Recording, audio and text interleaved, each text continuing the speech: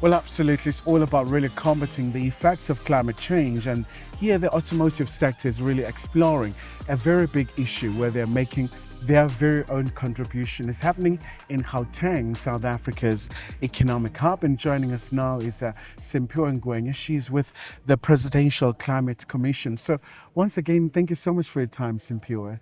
Thank you. Thank you for having me, Kaya. Lovely. Simphiwe, let's look at the role of South Africa. I mean, obviously, looking at the mandate of your commission, it shows that South Africa is committed to play its part in terms of cutting those carbon emissions, and also the automotive sector as well wants to come on board here.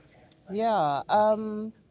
So we think climate change is a really important issue because of several underlying factors. There are physical climate change impacts that are being felt across the country, but equally so, there are what we call transitional climate change risks. What that means is that as countries transition, some of the policies being developed, as well as some of the commitments they are making, will also impact us, as well as the market's changes overall. And so it's important for us to really manage both the physical and these transitional climate risks. And so this is where the PCC comes in, where the Just Transition really, we've got a Just Transition framework, a document that was approved by Cabinet. What the Just Transition says is that as we transition towards a low carbon economy, we leave no one behind. This is, across all spheres of government, even going down to communities. And this is what our role is, in that in transitioning, we must make sure that we use a developmental approach and agenda. And so you cannot solve issues of climate change, both mitigation and adaptation resilience, without tackling economic development. This is because currently South Africa is a country that has the triple bottom challenges: inequality, unemployment, and poverty. Youth unemployment is extremely high. And so, as we transition, we must industrialize and develop industries and the markets. This is why we're here today, particularly to speak about, increasing the penetration of electric vehicles and deploying charging infrastructure. The transport sector does contribute about 14% to the country's national emissions. But and most of these emissions do belong to road emissions. And so this is where electric vehicles do come in. However, I just want to caveat that as the Presidential Climate Commission, we think that the approach to decarbonizing transport through mostly electrification is not just, because there are other options and critical levers that need to be pulled. For example, we must think about improving our spatial planning so that it is more inclusive. Currently, it is a source of inequality. People travel extremely long distance to get to work. Transport is extremely expensive. And so we must think about how we can create more cohesive society just to reduce the need for travel overall.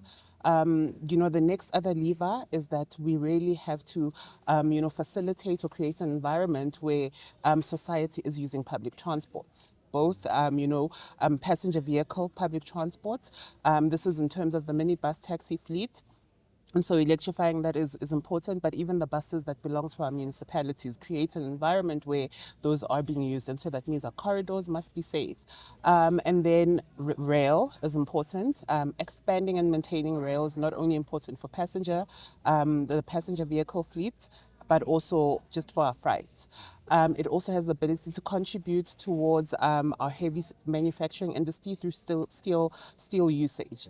And so these development opportunities must be identified. And lastly, electric vehicles. They're an extremely important no regret lever, but there are several strategies that would need to be implemented in parallel to ensure that the transport sector is being transitioned in a very inclusive manner and just. Yeah. Very much so, Simphiwe. And let's look at the opportunities, especially when you talk about the green economy for the young stars.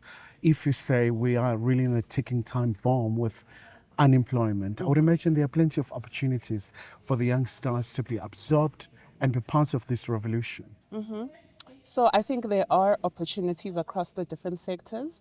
I think there are opportunities, particularly in the electricity sector, which is also linked to the transport sector, because if we speak about charging infrastructure, we're adding demand to the electricity system.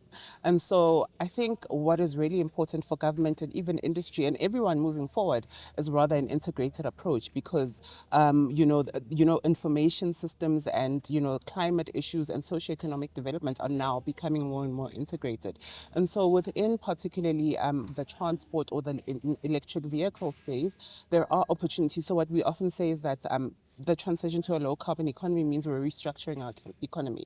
And so in doing this, the role of SMMEs and even the informal economy, it must be elevated. And so in doing this, you also open up the sectors to involvement of young people. But it's equally important that they are capacitated and skilled so that they are able, to play a significant role within this economy. We are talking about charging infrastructure and rolling out charging infrastructure. And localization is important. It would be a miss or a disservice to the country if our strategy is to import.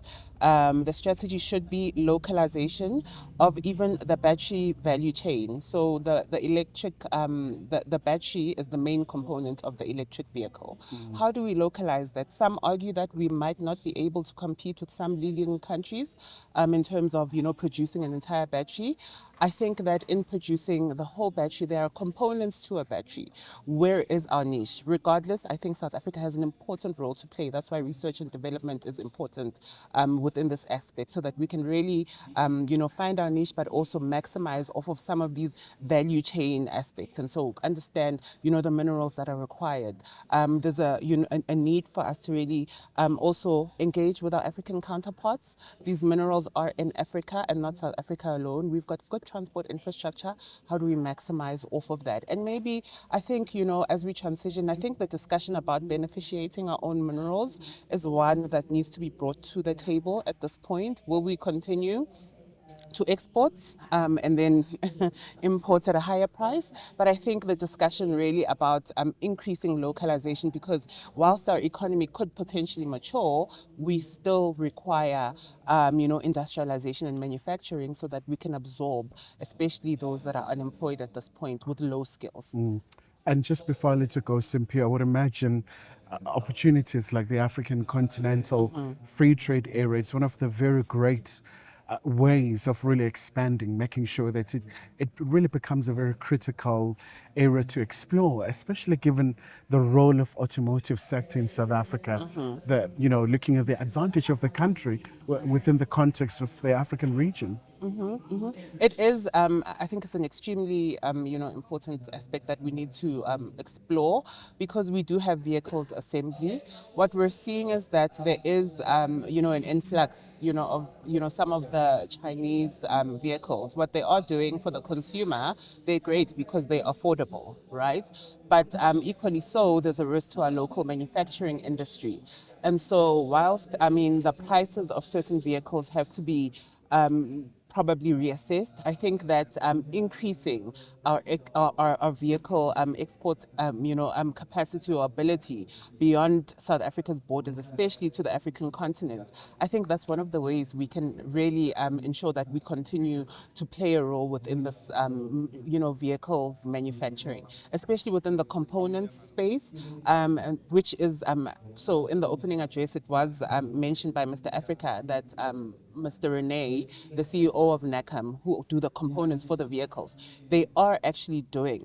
There are companies that are actually doing some manufacturing and creating these particularly components for electric vehicles. What we need is a local market and an enabling regulatory environment. And so within this local market, the price of electric vehicles has to reduce. If we want to also, expand beyond our borders, I think the pricing is something that, really needs to be considered. It must be reduced so that, the average South African like myself can also afford it.